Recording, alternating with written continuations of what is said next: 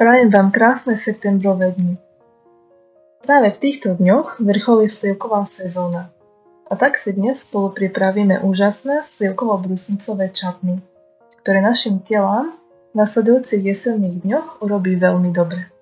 Môžete si ho zavariť, ak máte viac sliviek, tak ako ja, a odložiť na jeseň a zimu, alebo si ho môžete pripraviť aj v menšom množstve a pochutnať si na ňom hneď. A kto by náhodou nevedel, čo čatny je, tak čatny sa dá prirovnať ku korenenej marmeláde alebo k hustému ovocnému rozvaru. Je tu taká ovocná omáčka s množstvom korenín a pochádza z Indie, kde sa podáva ku rôznym jedlám. Ale aby sme dlho nezdržovali, poďme rovno na jeho prípravu. Všetko začína už zberom samotného ovocia. Ideálne z vlastnej záhrady, tak ako to bolo v mojom prípade. Vždy pamätajme na to, že koľko lásky a vďačnosti cítime už pri samotnom zbere darov prírody, tak presne toľko si ich aj vložíme počas prípravy do výsledného jedla. V našom prípade do tohto čatny. Ak vlastnú záhradu nemáme, tak to isté platí aj v obchode. Aj tam si môžeme ovocie či zeleninu naberať s vďačnosťou za to, že si môžeme a máme čo nabrať.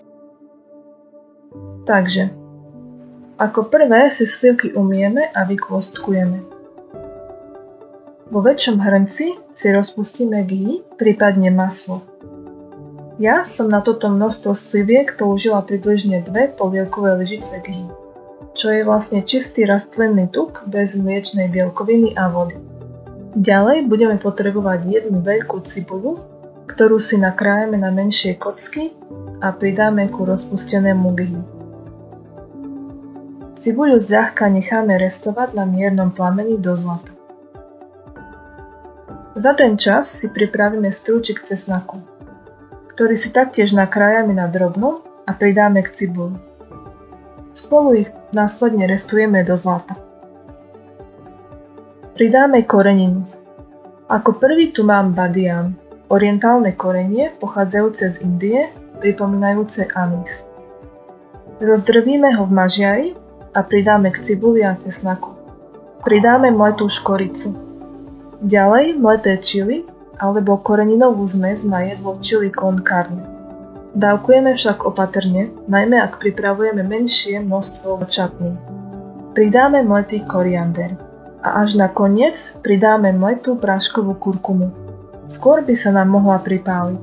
Následne pridáme asi 1 až 2 polievkové lyžice octu, jablčného alebo klasického. Premiešame a necháme odpariť. Týmto získa čatný jemný kyslastý nádych. Následne pridáme vykôstkované slivky. Poriadne ich premiešame so zmesou korení. Ak máme dostatočne šťavnaté slivky, nemusíme ani podlievať vodou. Zakrátko pustia šťavu.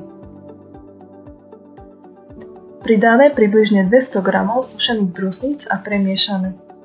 Tie dodajú čatny nielen zaujímavú hlbokú chuť, ale počas chladných jesenných dní nám budú podporovať aj obličky a močové cesty, ktoré bývajú v tomto období často oslabené. Následne pridáme sladidlo. Ja som na toto množstvo použila približne 3 polievkové lyžice trstinového cukru. Môžeme pridať aj ošúpané a nakrájané jablčko. Keďže ich máme na záhrade tiež neurekom, jedno som pridala aj tu. Tento krok však môžeme pokojne vynechať. Premiešame a necháme povariť do zmäknutia, približne 10 minút. Ovocie príliš dlho nerozvárame, aby si zachovalo čo najviac vitamínov a prospešných látok. Ak je mäkké, odstavíme z plameňa a rozmixujeme ponorným mixérom do polohladka, tak, aby sa zachovala jemná textúra ovocia. A je hotovo. Toto je výsledné čatny, ktoré má krásnu bordovú farbu, je úžasne husté a texturované. Len sa na ňo pozrite. Ak sme pripravovali väčšie množstvo, v tomto bode ho za horúce naberáme do umytých fliaš, zatvoríme a zabalíme do teplej deky. Alebo ho môžeme rovno podávať. Teraz vám možno napadla otázka, k čomu sa takejto čatny hodí, a ja vám ju teda hneď aj zodpoviem. Môžeme si ho vychutnať k rôznym zeleninovým plackám, len tak na raňajky s tortilou alebo plackami čapaty, ktoré sú vlastne indickou formou nekysnutého chleba, alebo k rôznym zeleninovým jedlám s rýžou, ako sa jedáva v Indii. Poďme sa ale teraz pozrieť na čatny z ajurvédskeho hľadiska a povieme si, akými vlastnosťami disponujú. Čatny je už na prvý pohľad veľmi šťavnaté a tým hydratujúce, teda vlahu dodávajúce. Práve vlaha a jej dodávanie bude pre nás v čase nadchádzajúcich veterných či mrazivých dní veľmi potrebné. Vietor a mraz jesenných a zimných dní ju totižto vysušuje a preto je v tomto období potrebné ju doplňať, aj prostredníctvom vhodnej a teda hydratujúcej stravy.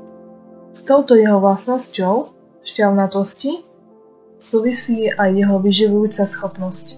Pozrite sa na jeho textúru, aké je hutné, lepkavé, slizovité. A to sú presne vlastnosti, ktoré v nás podporujú rast, tvorbu tkanív a celkovo vhodné prostredie pre prosperovanie. Ajurvédsky povedané podporuje v nás tvorbu kapha energie, ktorá dodáva stabilitu, uzemnenie, vyživenie. A to sa v nestálom jesennom období taktiež veľmi hodí. A ďalšou dôležitou vlastnosťou je jeho zahrievajúca schopnosť, vďaka množstvu zahrievajúcich korenín, ktoré do neho použijeme. Cesnák, badián, čili, škorica a aj kurkuma sú všetko koreniny, ktoré podľa ajurvédy obsahujú pomyselný prvok ohňa, a teda sú schopné dodávať teplo. A to z prostredia príchodom chladnejších dní ubúda. Preto si teplo potrebujeme taktiež do tela dodávať. Či už takto prostredníctvom zahrievajúco pôsobiaceho jedla, ktorým čatný určite je, alebo v podobe teplejších nápojov či aj teplejšieho oblečenia. A všetky tieto spomenuté vlastnosti teda robia z čatny pre nás ideálneho spoločníka do nadchádzajúceho jesenno-zimného obdobia, ktoré je pred nami a ktoré je krásne, ale dokáže byť aj drsné a nevľúdne svojim chladom. Poďte si ho teda spríjemniť a pripravte si tiež tento korenený zahrievajúci nektár zvaný čatný. Prajem vám dobrú chuť.